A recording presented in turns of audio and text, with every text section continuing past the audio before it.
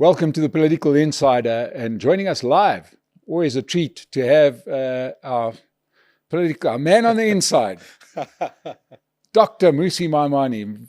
Musi, welcome back to the Political Insider. It's good to have you in studio.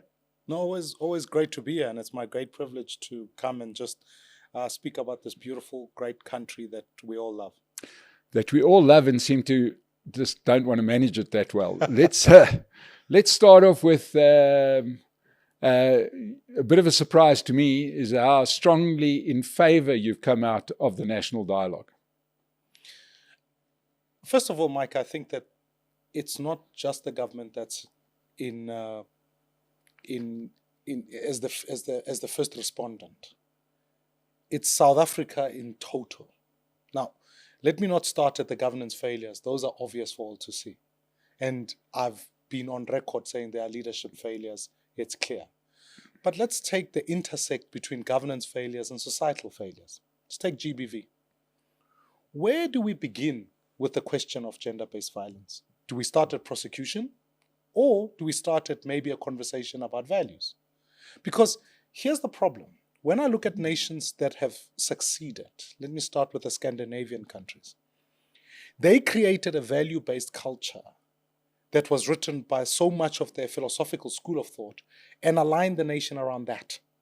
So that they wouldn't, it's today possible that you could lose your phone in Norway and no one will steal it. Fundamentally because there's a value.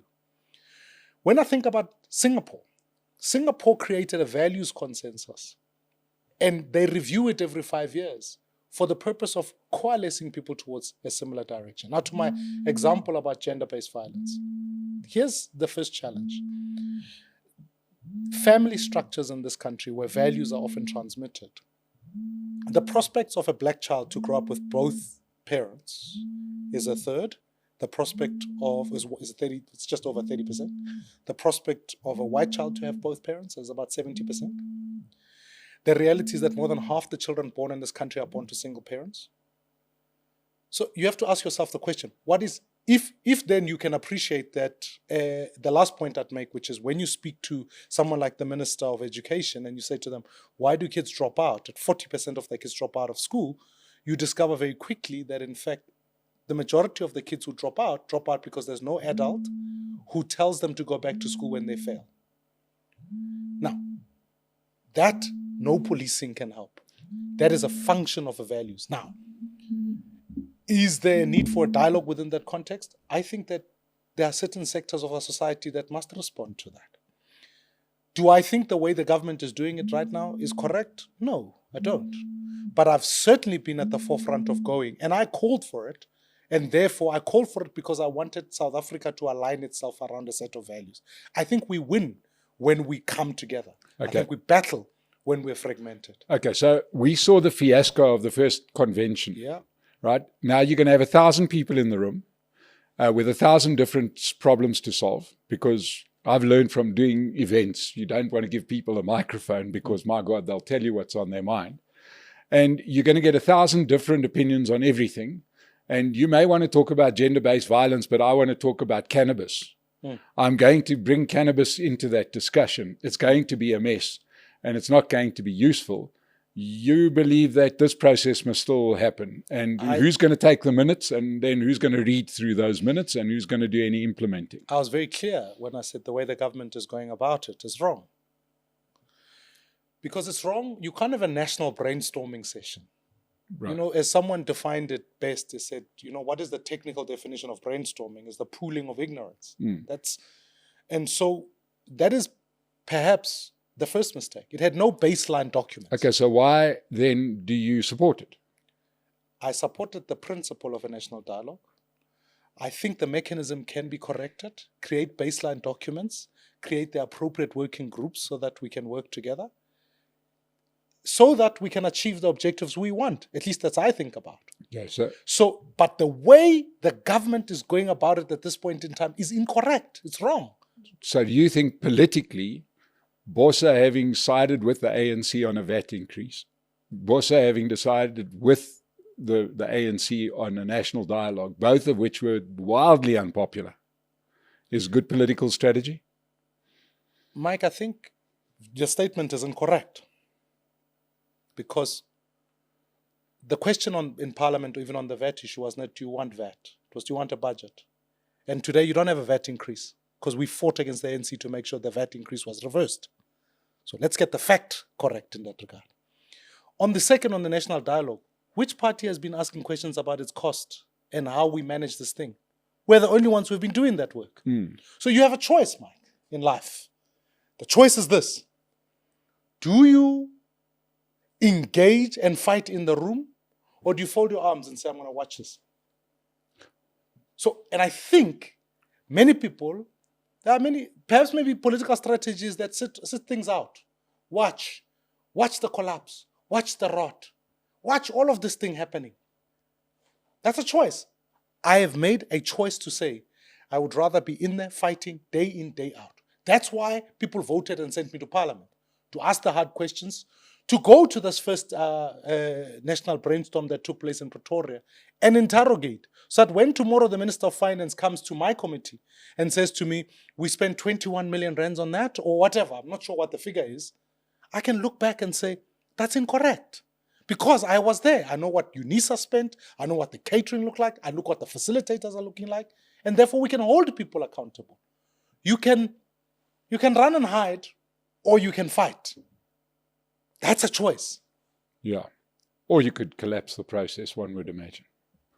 Whatever you do, yeah, make sure you raise the quality of your argument rather than abscond the process. I would be no different to a voter who says, you know, I can't find a party I agree with, etc. I'm going to stay at home. And others say that's a political choice. That is a choice. It's well available to them. But in certain instances, as I sit here today, Mike, I have to be intentional about saying, I will be in the room to fight. We fought it in VAT. We will fight the national dialogue, but we are not going to abscond. It's fight or flee. And I think others are fleeing. Okay. Now, there's been talks swirling around, reports of discussions between your party and other parties, perhaps getting together, maybe for elections. I don't know if this leads to a merger. The names that come to mind are Rise, Good, as well as potentially Action SA. Is there anything to this? Of course, because I've always said that I think coalitions are the future. But I think in this instance, I want to bring clarification on a number of things. The first is, as I said, I'm going to engage people. And that's what I've been doing. And it's not just political parties, by the way. It has to be civil society. It has to be multiple people. Because whilst I cannot talk anymore about where the discussions with the respective parties are at, the one thing I think we should all appreciate is that when you are confronted at a local government with a ballot paper that becomes longer, let's put it in these simple terms. Let's say there are 5 parties contesting, of which the ones you've mentioned, BOSA, Rise, Action, are all on the same ballot. And they each get 10 votes. And MK come in with 12 votes. They win the ward. Now, would it not have been better to bring the 4 other parties together under one entity, maybe that sits on that ballot, with that one candidate, to be able to get through it on the other side? Doesn't mean BOSA ceases to exist. Neither does it mean any other party ceases to exist. It means that tactically and practically, you have to arrive on the ballot with something that you can mobilize around for change. So having sat out the multi-party charter experience when opposition parties got together in a very similar sounding... Not at all. The difference between that and the multi-party charter is that the multi-party charter said, we agreed to work together after, but on the ballot you'll still have the same. So it doesn't solve the ballot paper question I'm putting before you. Okay. This is a particular instance, and that was my critique on the multi-party charter. I said, this thing is not going to work because there's nothing that puts them on the ballot together. It's the same ballot. It's the same parties. So if they choose afterwards to not work together, which I was proven to be right, they chose not to work together. That's a fact. So you're working Whereas in this instance, it says if you choose to work together and put something together, that entity will remain on that. And I think there'll be a lot more work and communication that comes after this. I think that's where I'd like to leave it. Okay, so let's go to one of the most predictable things of the year. To me, there've been two very predictable occurrences. One, that the national dialogue would descend into chaos, and I think I'm still feeling pretty confident about that prediction. The other thing was that the ANC would somehow manage to sabotage the Commission of Inquiry based on Nhlanhla Mkhwenazi's press briefing, where and we've recently seen two things. We've seen the parliamentary committee meeting descend into chaos, where seemingly Soviet Lechanyane, the ANC coordinator of that committee, trying to use every trick in the book to have that thing not go ahead. And now we see within Parliament, the Commission of Inquiry, they are either intentionally or unintentionally sabotaging that process. Am I right? I mean, on this one, I was quite clear up front. I said, we don't need another Commission of Inquiry. I said, start with a prosecution. Start with a SIU proclamation. Go investigate. Because just like you and I go to a police station to say there's a crime that took place, we then ask the police to investigate. General Mkhwenazi has made allegations of a criminal syndicate running the police. We don't need to have a think tank about it or a commission. We need to go investigate. Yeah.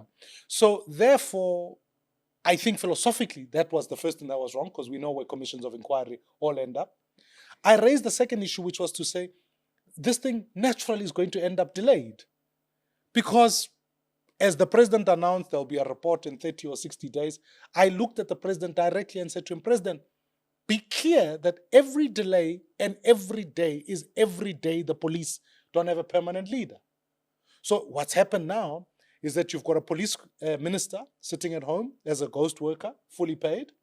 You've now got an acting police commissioner who's there, or police minister. So effectively, the leadership of the police is unstable. Now, can you afford that for a year in a country where crime is surging up? The third issue is that what is your appetite to getting to the facts? And I would argue, that the appetite most South Africans want is an appetite that says, let's get those who are, we all know it to be so.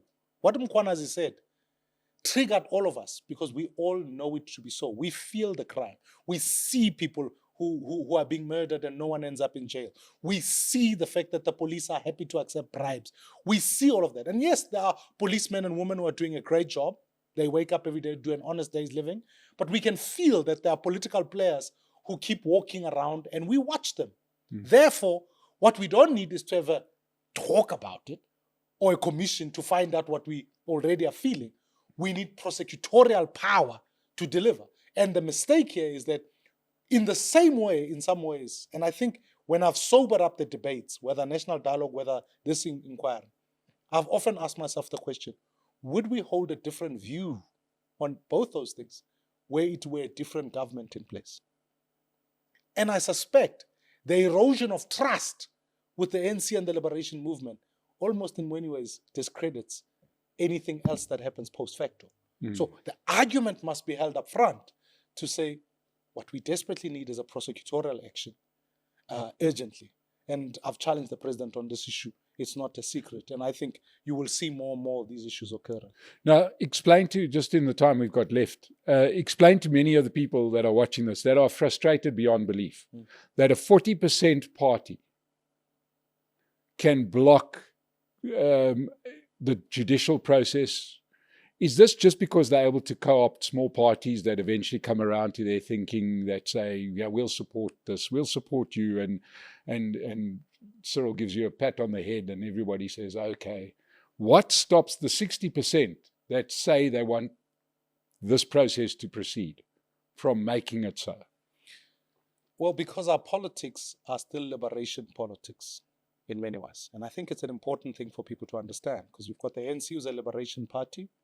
You've got fragmentation that has come from the ANC who form liberation parties, MK, EFF, etc. So they still feel like liberation parties. So what happens is that our politics are thought of in that way. And liberation movements, state capture is not a corruption in liberation politics. State capture is a policy. Yes.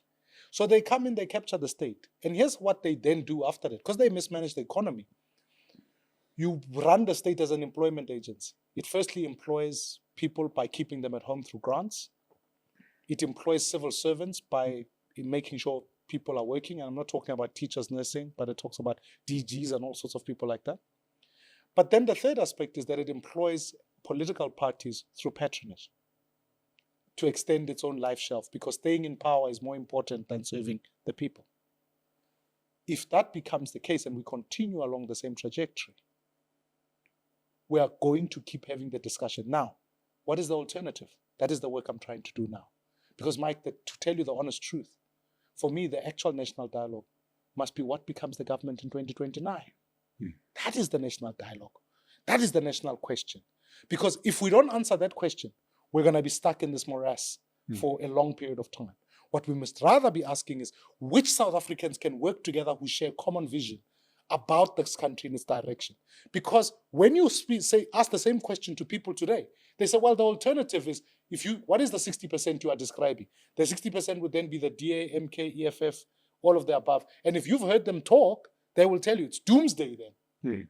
So we really need to ask ourselves the question, as the ANC declines and those liberation parties decline, where does that vote block go to? And wherever that vote block lands in, that's what's going to determine what the government looks like in the future. And I would urge that even if it's as little as 10% or whatever, if it moves and you create a centrist bloc that occupies 10, 15%, it is then able to become the anchor that can bring the parties together for the future. We need change. And if we fail to have that discussion, Mike, I can assure you, 2029, whatever the script is now, will become even worse then, because we will continue with the same policy frame. And the failure is that we've had liberation policy framework rather than a future orientation. Let me wrap it up by saying this, and this has become now my favorite quote, if I say so, because I do think the problem with South Africa is that all the ANC sees are the injustices of yesterday. But all the DACs are the injustices of today. What we need is, how do we see a just future for tomorrow? And both those are important questions, because if all you see is yesterday, then you argue liberation. If all you see is just the injustice of today, you are forever banging on and fighting the immediate. A nation falters when it doesn't have a vision of what prosperity and abundance would look like going forward. Now, we would all agree with you, and it's a wonderful statement, except that means that today I can steal whatever I like, because we're not worried about justice today. No, that doesn't. When you think about a future that is clean, when you think about a future that South Africans who are poor can move to the middle class, when you think about a future, then it becomes intolerable and unconscionable that people would steal. You then confront it with that lens, rather than simply saying we confront it with just the immediacy. What is the view? What is the future, Mike? Because if we don't have a shared future in this country, then of course you have license to steal. Because why?